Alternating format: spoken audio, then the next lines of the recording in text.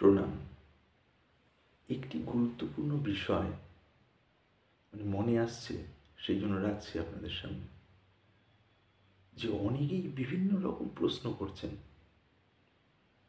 লিখে বা voice message যেমন পাচ্ছি, খুব ভালো প্রশ্ন। কিন্তু দেখছি আধ্যাত্মিক বিষয়টা নিয়ে বিভিন্ন ভ্রান্ত ধারণা মানুষের মনের মধ্যে ছড়িয়ে আছে। কেমন এই কুণ্ডলিনী জাগরণ, এইটা যদি হয় তাহলে এটা কীরকম, অমুক চক্রের বিষয়টা এরম হলে এরম কীরকম, এইটা যদি যায় তাহলে এরকম কীরকম। আবার আমি আত্ম উপলব্ধির ভর কী করব, এইটা যদি সগুণ, আপনি নির্গুণের কথা বলছেন, আত্ম উপলব্ধি যখন মূল, তাহলে শিব, কালী, দুর্গা এই বিষয়গুলোর কী বৈচিত্র্য বৈশিষ্ট্য। তো এখানে বুঝতে হবে বিষয়টা হলো এমন যে এই বিষয়গুলো যে স্তর থেকে আপনারা প্রশ্ন করছেন, সেই স্তরে এগুলো বোধগম্য নয়। মহাপুরুষ বলেছেন, আপনারা শুনেওছেন, যে আপনি কাশীর বিষয়ে জানতে চাইছেন। এবার ঘরে বসে যদি কাশীতে এটা কীরকম, আচ্ছা বিশ্বনাথের মন্দিরের ওই শিবলিঙ্গর পাশে এই ফুলটা পড়ে আছে, তার 2-3টে পাপড়ি একটু থেতলে গেছে, আর 5 নম্বর পাপড়িটা কেন থেতলে যায়নি, এটা গেলে তো তাকে ওই যে সময় থেতলে গেছে সে সময় বিশ্বনাথের মন্দিরে ওই ফুলটির কাছাকাছি থাকতে হবে। তো এই যে এত কৌতূহল, এগুলো ছেলে মানুষদের হিসেবে ঠিক আছে, মানায়, কিন্তু সাধন পথে তো সম্পূর্ণ অন্যরকম খেলা। এটা ইন্টেলেকচুয়ালি বুঝে নিয়ে কবজা করার কোনো বিষয় নয়। নিজের মনে ভেবে ভেবে কিছু কিছু ভাবের ভাবুকতার একটা জায়গা তৈরি করে নেওয়ারও কোনো ট্রিক নয়। আবার শরীরে যে শিশি শিশি শিশি করে উঠলো মেরুদণ্ডের মধ্যে দিয়ে বিভিন্ন চক্রের ব্যাপারগুলো শুনে রেখেছি, তার সাথে মিলিয়ে নিয়ে হ্যাঁ এই তো আমি বর্তমানে মণিপুর চক্রে আছি, এই খানিকটা ট্রেনটা যেন ইয়েতে গেছে, ওটা কি অনাহততে গেছে, এবার না এই বিশুদ্ধে পৌঁছেছে, এবার এইখানে আজ্ঞা চক্রে এসে গেছে, মোটামুটি এই সেন্টারের মাঝামাঝি জায়গায় একটা, এবার সহস্রারে পৌঁছে গেলাম, নেমে এসছি, এবার লোককে। আসলে নয়, এগুলো পথ আছে, কিন্তু এগুলো নিয়ে যে মানুষগুলো বিচার বিশ্লেষণ করেন, নাড়াচাড়া করেন, সবাইকে হাত জোর করে সম্মান জানিয়ে বলছি, বেশিরভাগ মানুষই ভ্রান্ত। কেন ভ্রান্ত? তাদের দোষ নয়।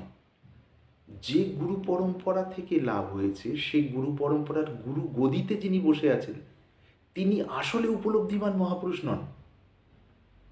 হয়তো কোনো না কোনো ক্রিয়া পেয়ে, ক্রিয়া যোগের ক্রিয়া আর কি, ক্রিয়া করে শরীরের মধ্যে কিছু সংবেদনশীলতা পেয়েছেন। এবার সেই যে সংবেদনশীলতা, যেটা নিচ থেকে কেন্দ্র করে উপর পর্যন্ত উঠবে বিভিন্ন সেন্টারগুলোর মধ্যে দিয়ে বা টাচ করে, তার ফলে আমাদের সামগ্রিকভাবে চেতনার মধ্যে কী রূপান্তরটা আসবে, সেই বিষয়টা যদি ওই সামগ্রিকভাবে নেমে না আসে, তাহলে কিন্তু আসলে হয় না। এইরূপ একাধিক মানুষকে জানার মধ্যে আছেন, পাওয়া গিয়েছে, যারা তথাকথিতভাবে এই অনুভূতিগুলো লাভ করেছেন বলে বলেন, দাবি করেন, কিন্তু তাদের ভেতরে এই সমস্ত অনুভূতির পর, যেটিকে আজ্ঞাচক্রের পরে সহস্রারের কথা বলা হচ্ছে, সহস্রারে মনশ্চেতনাটি পৌঁছলে বা জীব চেতনাটি পৌঁছলে তার মধ্যে যে সার্বিক সমতাটি নেমে আসে, সেটি নেমে আসতে দেখা যায়নি। আর সার্বিক সমতাটি যদি নাই নেমে আসে, তাহলে বেড রিডেন অবস্থায়, অর্থাৎ মৃত্যুসজ্জায় মানুষ যখন আগে পড়ে থাকবেন, তার ভেতরে তো তখন আর এই ক্রিয়া প্রতিক্রিয়াগুলোর যে সাময়িক শারীরিক এবং সংবেদনশীলতাজনিত আনন্দ, সেই আনন্দ তো তার হৃদয়টাকে সম্পূর্ণভাবে অভিভূত করার পক্ষে যথেষ্ট নয়।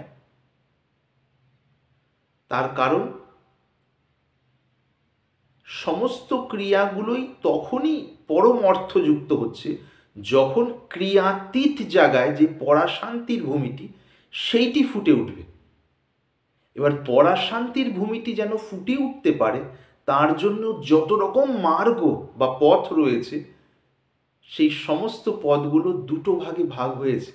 একটি ভিডিও হয়েছে এর আগে, দেখবেন আপনারা, পিপিলিকা মার্গ এবং বিহঙ্গম মার্গ। হয়তো অনেকেই বিষয়টিকে সেভাবে খতিয়ে দেখেননি বা বুঝতে হয়তো অসুবিধা হয়েছে।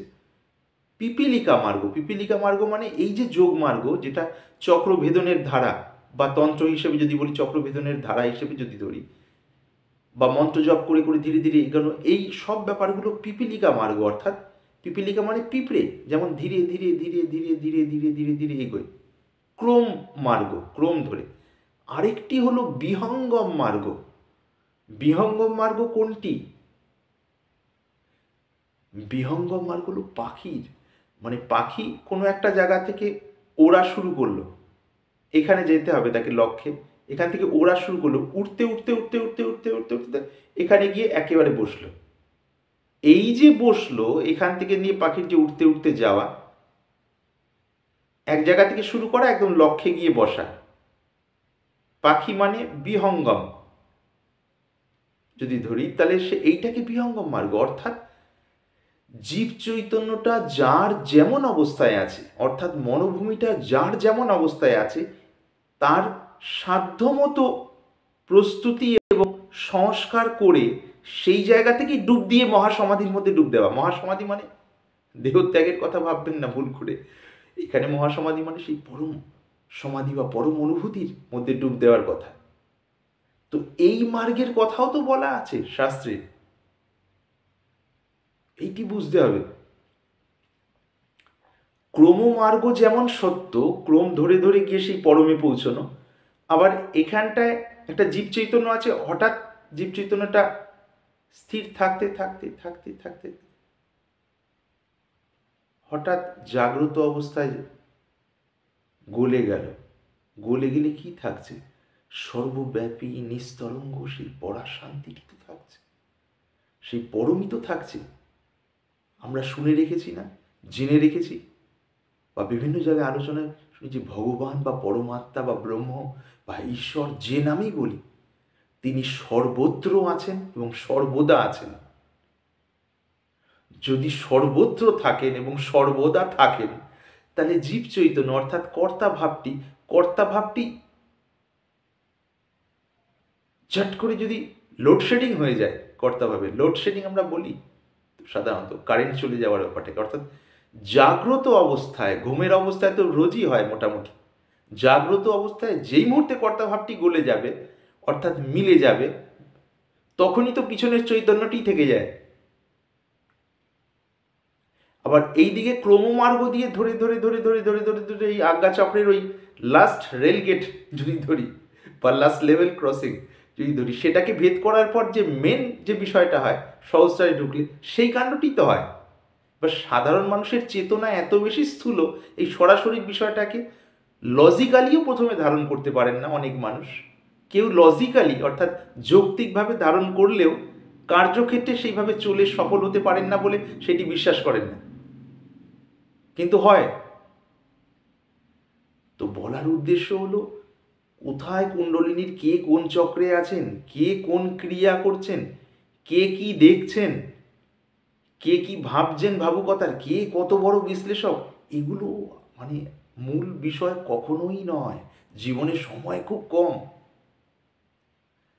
কাজেই যে যেভাবে যে পথে চলছেন, শুধু সহজ সরলভাবে বুঝে নিন কিভাবে কর্তাটি সমর্পিত হয়ে সেই পরমের অনুভূতিতে মানে তরি ভাসানো যায়, বা পরমের অনুভূতিটি হৃদয়ে ফুটে উঠতে পারে। তার কারণ সময় নেই জীবনে এখন।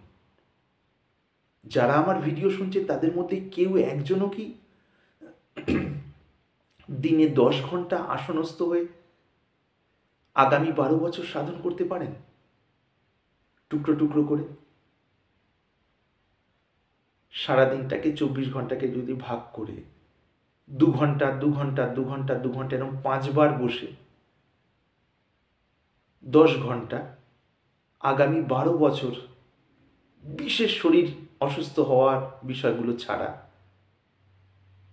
নিরবচ্ছিন্নভাবে সাধন করতে পারেন? সাধারণভাবে মুশকিল, এইটি জানি এবং মহাপুরুষরাও জানেন। এটিতে কোনো খারাপ কিছু নয়। এটি বলার উদ্দেশ্য হলো, মূল উদ্দেশ্য তো জপ করতে থাকা, ধ্যান করতে থাকা, কর্মযোগ করতে থাকা, রাজযোগ করতে থাকা, ভক্তিযোগ বা আর কি কি রাজযোগ, কর্মযোগ, ভক্তিযোগ, জ্ঞানযোগ, এগুলো করতে থাকা। এই করতে থাকাটা লক্ষ্য নয় কখনোই। এগুলো সিঁড়ি, সিঁড়ি দিয়ে চললে ঠিক ঠিক ছাদে পৌঁছানো যায়। সেই জন্য বারবার করে বলা হচ্ছে, উপলব্ধিবান মহাপুরুষ প্রত্যক্ষ গুরু হওয়াটাই কাম্য। দুর্ভাগ্যক্রমে কারো যদি সেই প্রকার লাভ না হয়ে থাকে, তাহলে তারা সেই জায়গা থেকে প্রার্থনা করুন, সেখানে যার যেখানে শ্রদ্ধা আছে। তাহলে তার জন্য যেইটি মঙ্গল, সেই রাস্তা তিনি খুলে দেবেন। অথবা হৃদয় থেকে যেটা শান্ত হৃদয় যেমন চাইছে, শান্ত হৃদয়, চটপট করে হঠাৎ করে সিদ্ধান্ত নেওয়া নয়, শান্ত হৃদয়, যে হৃদয় যেমন সাধন পেয়েছেন তাভাবে করতে করতে বেশ খানিকটা শান্ত হলে, কয়েক সপ্তাহ, কয়েক মাস চলে গেছে, সেইরকম শান্ত হৃদয় যদি মনের, শান্ত মনের গতি যদি কোনো মহাপুরুষের দিকে যায়, চঞ্চলভাবে নয়, হঠাৎ করে সিদ্ধান্ত নিয়ে নয়, মাসের পর মাস মনকে যদি দেখার পরও যদি সেই দিকে আকর্ষণ হয়, বুঝতে হবে সেইখান থেকেই আমার দরজা খুলবে। আর যদি সেখান থেকে দরজা না খোলার থাকে, তাহলে যে প্রণালী আছে সেই প্রণালীতেই ডুব দিয়ে, অর্থাৎ ডুব ব্যাপারটা হয়ে যাবে। কাজেই হঠাৎ করে চটজলদি কিছু পাওয়ার চেষ্টা করবেন না, তাতে আলটিমেটলি লস, মানে আসলেই ক্ষতি, লাভ হয় না কিছুই। এটা তো অন্তর্রাজ্যের ব্যাপার, এখানে তাড়াহুড়োর ব্যাপার নেই। ঢিলেমি করতে নিষেধ করা হয়েছে, কিন্তু তাড়াহুড়ো, হঠাৎ করে উপর উপর মন নিয়ে একটা তাড়াহুড়ো করলে হয় না। ধীর স্থিরভাবে এগোতে হয়, আমাদের গুরুদেব বলতেন বিশেষভাবে। এইটি মনে রাখবেন। আর যে যে প্রণালীতেই যান, তাদের গোড়াটা যদি সত্য, সরলতা, সংযম না হয়, তাহলে মনোভূমিটি তো তৈরি হবে না। মনোভূমিটি তৈরি না হলে সেই সীমাহীন চেতনার প্রতিফলন তো সেভাবে এর মধ্যে আসতে পারবে না। আর সেভাবে না আসলে সেই আনন্দের হৃদয়টি ডুববে না। সে দেহতত্ত্ব সাধন করি বা মনস্তত্ত্ব নিয়ে সাধন করি, বা দেহ মনস্তত্ত্ব নিয়ে করি, কর্মযোগ, রাজযোগ, জ্ঞানযোগ, ভক্তিযোগ, যা কিছুই করি, সেই জন্য ঠিক ঠিক গুরুর আশ্রয় লাভ করা, এইটি হলো মূল বিষয়। যদি লাভ ঠিক ঠিক গুরুর নাও হয়ে থাকে, যেমন যেমন যার হচ্ছে, তাতে মানে মনক্ষুণ্ণ হবেন না। সেই জায়গা থেকে সেই ইষ্ট মন্ত্রটি ধরে থাকুন নিরন্তর। নিরন্তর ধরে থাকতে থাকতে মন যেমন যেমন ডুববে, সেখান থেকে দুটো ট্র্যাক পাবেন, দুটো রাস্তা হবে। একটা ট্র্যাক আপনাকে ডুবিয়ে দেবে সেই পরমের দিকে, গুরু যদি সিদ্ধ নাও হন, আপনি যদি নিষ্ঠা সহকারে জপ করেন, ডুবিয়ে দেবে, অর্থাৎ পরমের দিকে নিয়ে যাবে, এবং তারপরে যা যা প্রয়োজনীয় সেটি সেইভাবে নিয়ে আসবে। অথবা সেখান থেকেই আপনি নির্দেশ পাবেন বা সংকেত পাবেন যে কোথায় আশ্রয় গ্রহণ করলে আমার জীবনে কল্যাণ হবে। এগুলো চঞ্চল মনের নেওয়া কোনো সিদ্ধান্ত নিতে গেলেই গণ্ডগোল হয়ে যাবে। মাসের পর মাস শান্তভাবে ডুবতে হয়। কেউ যদি বলেন না জীবনের সময় চলে গেছে, মাসের পর মাস ডুববো, সময় চলে গেছে, তাহলে এখন ছটফটানির বিষয়টা করে কি করবেন? কিচ্ছু লাভ হবে না, আধ্যাত্মিক ক্ষেত্রেও লাভ হবে না, বাইরেও লাভ হবে না।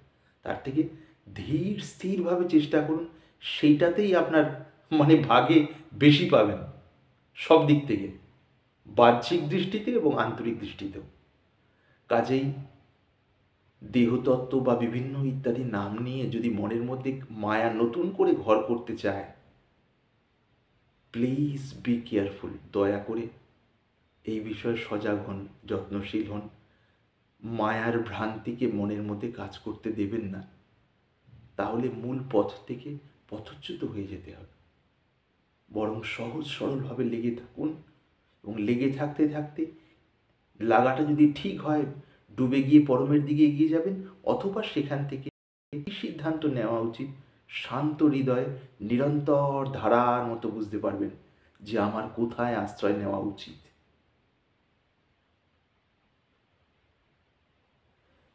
আন্তরিক প্রণাম জানাই সকলকে বারবার।